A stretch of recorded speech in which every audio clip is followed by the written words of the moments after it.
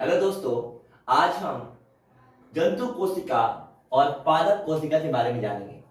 जंतु कोशिका क्या होता है, पादप कोशिका क्या होता है, इसके बारे में हम जानेंगे। सबसे पहले आपको मालूम होना चाहिए कि जो जंतु कोशिका होता है वो क्या होता है, गोल होता है। जंतु कोशिका को हम एनिमल सेल कहते हैं। उसी प्रकार से पादप कोशिका यहाँ पे जो होता है ये क्या होता है, चरकोर होता है। जंतु कोशिका के अंदर अलग अलग एलिमेंट्स पाए जाते हैं, तत्व पाए जाते हैं, जिसमें से lysosome, centrosome, mitochondria, endoplasmic reticulum, Golgi body, ribosome और न्यूक्लियस होता है। उसी प्रकार से इसके अंदर भी होता है, लाइसोसोम होता है, माइटोकॉन्ड्रिया होता है, गोल्गी बॉडी होता है, राइबोसोम होता है, न्यूक्लियस होता है और यहाँ पे सेंट्रोसोम की जगह पे क्लोरोफिल होता है। अब बात करते हैं जंतु कोशिका के बारे में। जंतु कोशिका के अंदर क्या होता है, ये किनारे वाली आकृति होती है, इसे जंतु कोशिका का झिल्ली बोलते हैं। जिसकी जो संरचना किनारे किनारे होती है उसको झिल्ली बोलते हैं। तो ये जंतु कोशिका की झिल्ली होती है और इसके अंदर जो द्रव भरा होता है उसे हम लोग बोलते हैं कोशिका द्रव। क्या बोलते हैं, कोशिका द्रव। साथ ही साथ इसको बोलते हैं केंद्रक और अंग्रेजी में बात करेंगे इसको बोलते हैं न्यूक्लियस। इसके अंदर क्या होता है, द्रव भरा होता है, जिसे हम लोग केंद्रक द्रव या न्यूक्लियस द्रव बोलते हैं। अब दोनों बात की जाए तो यहाँ पे कोशिका के अंदर द्रव होता है कोशिका द्रव, न्यूक्लियस के अंदर द्रव होता है केंद्रक द्रव, और दोनों द्रव को जब हम मिलाते हैं तो बोलते हैं जीव द्रव।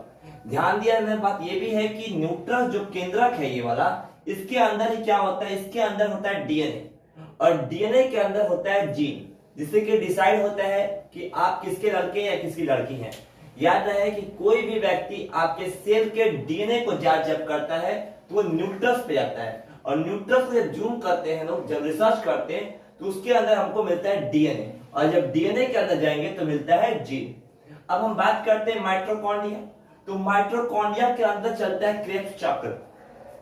कुछ इस आकृति का चक्र चलता है, कुछ इस आकृति का चक्र चलता है।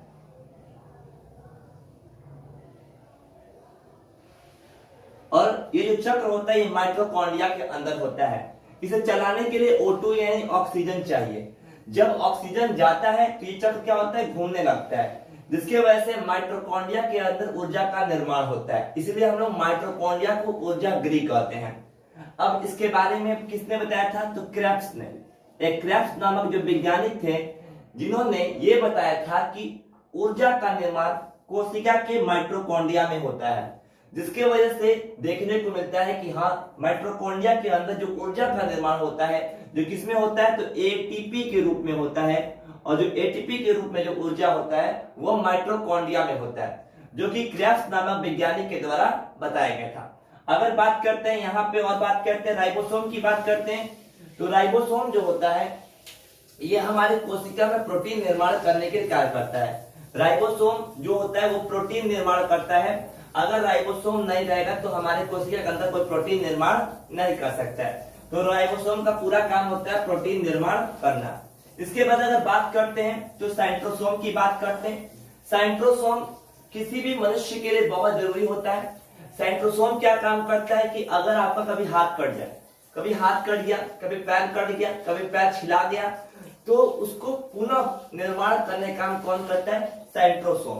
सेंट्रोसोम को हम लोग क्या बोलते हैं, जो सेंट्रोसोम होता है अगर हम बात करेंगे तो सेल डिवीजन करता है। सेल डिवीजन का मतलब होता है कि अगर हाथ कट गया तो वो अपने आप क्या करेगा, भर देगा। लेकिन कभी किसी व्यक्ति का ऑपरेशन होता है और जब उसका ऑपरेशन होता है तो पेट कटता होगा या हाथ कटता होगा, तो काट के जब ऑपरेशन किया जाता है तो क्या होता है कि धीरे धीरे जब डॉक्टर क्या काम करता है उसके कोशिका को सिलता है और सिलने के बाद जब दवाई देता है तो जो मरा हुआ कोशिका होता है उसको पुनः जीवित करने का काम कौन करता है, ये करता है सेंट्रोसोम। लेकिन जब आवश्यकता से अधिक सेंट्रोसोम बढ़ जाता है तो वो कैंसर का रूप ले लेता है। तो बॉडी के अंदर कभी कोई गांठ बनता है तो गांठ जितना पुराना होता है वह कैंसर का रूप लेता है। तो कैंसर के अगर निर्माण की बात की जाएगी तो सेंट्रोसोम ही क्या होगा, जिम्मेदार होगा। तो ज्यादा मात्रा में सेंट्रोसोम ही क्या होता है, जिम्मेदार होता है। अगर आप बात करते हैं न्यूक्लियस के बारे में बात कर चुके हैं। न्यूक्लियस के अंदर ही क्या होता है, डीएनए होता है और डीएनए के अंदर क्या होता है, जीन होता है। अब बात करते हैं, हम लोग बात करते हैं गोल्गी बॉडी। गोल्जी बॉडी ये क्या काम करता है? तो गोल्जी बॉडी जो होता है ये परिवहन करता है। परिवहन करने का मतलब कि जो राइबोसोम प्रोटीन निर्माण करता है, जो अलग अलग जो फंक्शन होते हैं वो कार्य करते हैं, तो पूरे कोशिका तक सप्लाई करने का काम कौन करता है? गोल्जी बॉडी करता है। अगर गोल्जी बॉडी ना हो तो ये सप्लाई होने वाला नहीं है। उसके बाद बात करते हैं लाइसोसोम। देखिए लाइसोसोम को आत्महत्या की थैली बोलते हैं। अब लाइसोसोम होता क्या है समझते हैं। लाइसोसोम जो काम करते हैं कि अगर कोशिका आपका ठीक से कार्य नहीं करता है, तो कार्य नहीं करेगा तो लाइसोसोम क्या होता है? फट जाता है। अब ये लाइसोसोम कैसे काम करता है समझते हैं। मान के चलते आप कभी जा रहे हैं, आपको चोट लग गया, तो आपका बॉडी कुछ भाग काला पड़ जाता है। काला क्यों पड़ गया? क्योंकि सर वहां आपका ब्लड नहीं पहुंच रहा है। अगर आपके हाथ पैर में कहीं जा रहे चोट लग गया तो वहां ब्लड नहीं पहुंचेगा। जब ब्लड नहीं पहुंचेगा तो माइटोकॉन्ड्रिया को ऊर्जा कहां से मिलेगा? क्योंकि माइटोकॉन्ड्रिया जो होता है वो ब्लड से क्या प्राप्त करता है? O2, क्योंकि O2 ऑक्सीजन घुला होता है रक्त में, और जिसकी वजह से ये चक्र चलता है, तब जाकर एनर्जी बन पाता है। कहां बनता है? तो माइटोकॉन्ड्रिया में। लेकिन जब आपका ब्लड, आपकी चोट लगने के कारण वहां पर ब्लड जमेगा, तो वहां पे ब्लड जमने के कारण क्या होगा? वहां पे एनर्जी बनने वाला नहीं है, माइटोकॉन्ड्रिया को ऊर्जा मिलने वाला नहीं है। जब ऊर्जा ही नहीं मिलेगा तो वो एरिया काला पड़ जाएगा, यानी वहां एक कोशिका मरना शुरू होगा। और जब मरना शुरू होगा तो वहां पे सबको खत्म करने का काम कौन करता है? तो सबको खत्म करने का काम कौन करता है? तो आपका सेंट्रोसोम करता है। लाइसोसोम करता है।